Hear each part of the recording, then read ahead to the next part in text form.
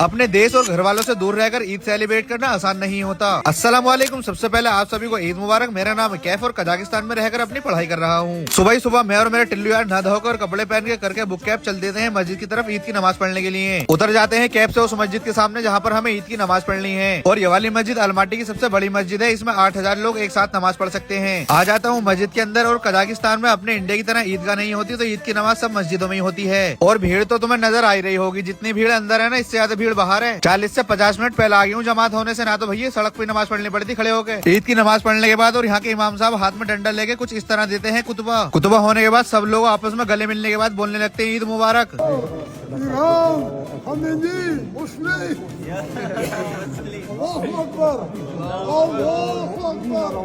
चच्चा से मुलाकात करने के बाद भाई सब इंडियन स्टूडेंट सीनियर और जूनियर खिंचा लेते हैं अपने ग्रुप फोटो खिंचाने के बाद तुरंत मिल जाते हैं हमारी यूनिवर्सिटी के हजरत। सबसे मुलाकात करने के बाद आ जाता हूँ मस्जिद से बाहर और ये देखो यहाँ पे ईद की नमाज पे लड़कियां भी आती हैं। और ये जो तुम्हें सामने भीड़ इकट्ठी हुई दिखाई दे रही है ना, तो यहाँ पे ईद की नमाज पढ़ने के बाद कुछ खेल होते हैं, इसलिए इतनी सारी भीड़ इकट्ठी है यहाँ पे। जैसे कि ये वाला खेल हो रहा है रस्सा खींच, हिंदुस्तानी और पाकिस्तानी के बीच में, लेकिन हिंदुस्तानी जीत जाते हैं हर बार की तरह। और ये बकरे भाई साहब भी दिखाई दे रहे होंगे तुम्हें, इसका भी एक खेल होना। लोग ही सबने कंधे पे उठाकर भागेंगे, जो सबसे पहले और सबसे तेज लाइन पूरी कर देगा वो जीत जाएगा। वैसे बकरा भाई ना, ये है भेड़ खाला। मस्जिद से तुरंत निकलने के बाद मिल जाते हैं हमें हमारी यूनिवर्सिटी के डायरेक्टर साहब। 3 बार गले मिलकर बोल देता हूँ ईद मुबारक। फिर हमारे डायरेक्टर साहब बोलते हैं आज ईद आओ तुम्हें दावत खिला के लाता हूँ, मन की नेकी और पूछ। थोड़ा चलने के बाद डायरेक्टर साहब ले आते हैं हमें एक रेस्टोरेंट पे। आ जाते हैं भैया रेस्टोरेंट के अंदर, लेकिन अंदर से कुछ है ही। सबसे पहले हमारे मास्टर जी हमारे लिए मंगा लेते हैं कुछ मीठा और चाय। फिर सब जनों के लिए एक चीज और मंगा लेते हैं, मुझे उसका नाम नहीं पता, लेकिन उस्ताद खाने में कुछ लगी रही थी। फिर लास्ट में मंगा लेते हैं हमारे डायरेक्टर साहब पिज्जा। अरे मन की डायरेक्टर साहब पेट भर गया, मत मंगाओ कुछ भी। तो डायरेक्टर साहब बोले कोई दिक्कत ना बेटे, पैक करा के ले जाइयो। अल्हम्दुलिल्लाह खाने पीने के बाद आ जाते हैं हम सब बाहर। थोड़े बहुत बातचीत करने के बाद बोलकर डायरेक्टर साहब सबको सलाम चल देते हैं अपने घर। थोड़ी देर बाद देवंत कसाई और आजम भाई भी बोल के चले आते हैं टाटा। सब लोगों के जाने के बाद बसते हैं मैं और मेरा टिल्लू यार। फिर आ जाते हैं हम दोनों बस स्टॉप पर। बस स्टॉप से बैठ के बस में चल देते हैं घर की तरफ। घर आने के बाद चल देते हैं जुम्मे की नमाज पढ़ने के लिए। जिस दिन ईद थी उस दिन जुम्मा भी था भैया, पढ़ लेते हैं जुम्मे की नमाज। जुम्मे की नमाज पढ़ने के बाद आ जाता हूँ डायरेक्ट घर और फिर धो लेता हूँ बर्तन जितने भी गंदे हुए पड़े थे। और ईद के स्पेशल डे पे मेरे फ्लैटमेट्स ने बनाया था दही फुल्की और ये शाही टुकड़ा। फिर तुम्हारे भाई ने भी निकाल लिया प्लेट में शाही टुकड़ा। अब इसे खाकर नींद मार दूंगा शाम तक भैया। और कुछ इस तरह रहता है हमारे ईद का दिन। और इसी तरह के मजेदार डेली व्लॉग्स देखने के लिए अपने भाई को फॉलो लाइक करना ना भूलें और इस वीडियो को शेयर जरूर कर दे ध्यान से, और कमेंट करके भी जाइयो।